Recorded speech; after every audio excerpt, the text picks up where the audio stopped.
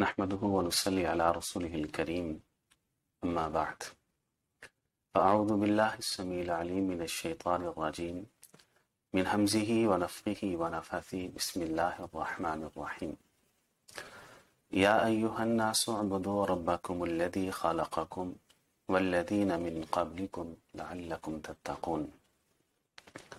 انسان کی زندگی کا مقصد اللہ تعالیٰ کی عبادت ہے، لیکن جب ہم کلام اللہ کی اور کتاب اللہ کی اچھی طرح سے جانچ اور پڑتال کرتے ہیں اور اس کا مطالعہ کرتے ہیں تو ہمیں یہ بات سمجھ میں آتی ہے کہ اللہ تعالیٰ نے انسان کی زندگی کا مقصد تو عبادت بتایا، لیکن جو عبادت کا مقصد اور نتیجہ اللہ نے بیان کیا ہے وہ بڑا ہی عجیب ہے۔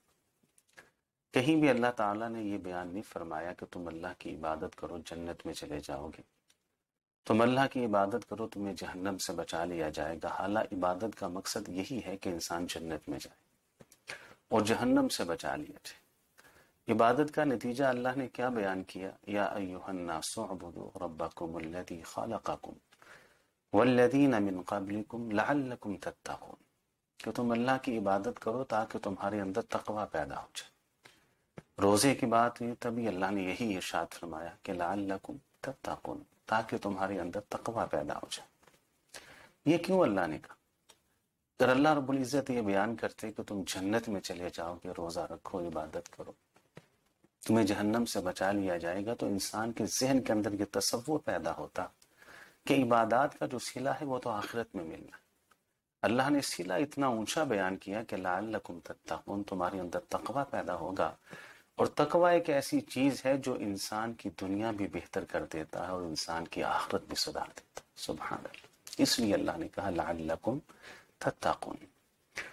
اب تقوی کا دنیا کے اندر کیا فائدہ ہے وہ بھی کلام اللہ کے اندر موجود ہے۔ اللہ رب العزت بیان فرماتے ہیں لو ان اہل القری آمنوا واتقوا لفتحنا علیہم برکات من السماء والارض، کہ اس زمین کے نیچے میں نے بہت ساری نعمتوں کو چھپایا ہے، برکتوں کو چھپایا ہے۔ اس زمین کے نیچے میں نے اپنے عذاب بھی چھپا رکھے، اور آپ جانتے ہیں کہ اس زمین کے نیچے لاوے ہیں، اس زمین کے نیچے زلزلے ہیں، اس زمین کے نیچے زندہ دھنسائے جانے کے عذاب، لیکن اسی زمین کے نیچے پیٹرول بھی ہے، پانی بھی ہے، معدنیات بھی ہیں۔ اسی زمین کے نیچے سے اناج انسان کے لیے اگتا ہے، پھل نکلتا ہے، فروٹ نکلتے ہیں۔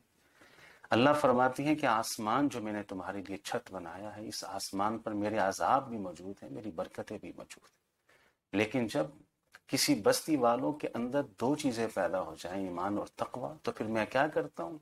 لو ان اہل القری آمنوا واتقوا لفتحنا علیہم برکات من السماء والارض، میں اس تقوی کی برکت سے، اس ایمان کی برکت سے دنیا میں زمین کے سارے عذاب روک لیتا ہوں، آسمان کے سارے عذاب روک لیتا ہوں، اور زمین و آسمان کی ساری برکت اور رحمتوں کے دروازوں کو کھول دیتا ہوں۔ اس لیے اللہ نے کہا لعلکم تتقون، تمہارے اندر تقوی پیدا ہوگا، اور یہ تقوی تمہاری دنیا بھی بہتر کر دے گا اور تمہاری آخرت بھی سدھار دے گا۔ اور یہ بات اپنے ذہن کے اندر بٹھا لیجیے، یہ جو انسانی جسم اور وجود ہے، دنیا کی کسی خوراک کے اندر، دنیا کے کسی پھل کے اندر، دنیا کے کسی فروٹ کے اندر، دنیا کی کسی بھی میڈیکل کے اندر انسانی جسم کے لیے وہ طاقت، وہ قوت، وہ توانائی اللہ نے نہیں رکھی۔ جو قوت، جو طاقت، جو توانائی اللہ تعالیٰ نے عبادت کے اندر انسانی جسم کے لیے رکھی۔ عبادت سے، نیکی سے جو انسانی جسم کو توانائیاں ملتی ہیں وہ کسی چیز سے نہیں ملتی۔ اس لیے انسان کی زندگی کا مقصد عبادت ہے، اور عبادت کا مقصد تقوی کا حصول ہے، اور تقوی ایک ایسی چیز ہے جو انسان کی دنیا کو اور انسان کی آخرت کو، دونوں کو ہی سدھار دیتا ہے۔ اللہ تعالیٰ سمجھ کے عمل کی توفیق۔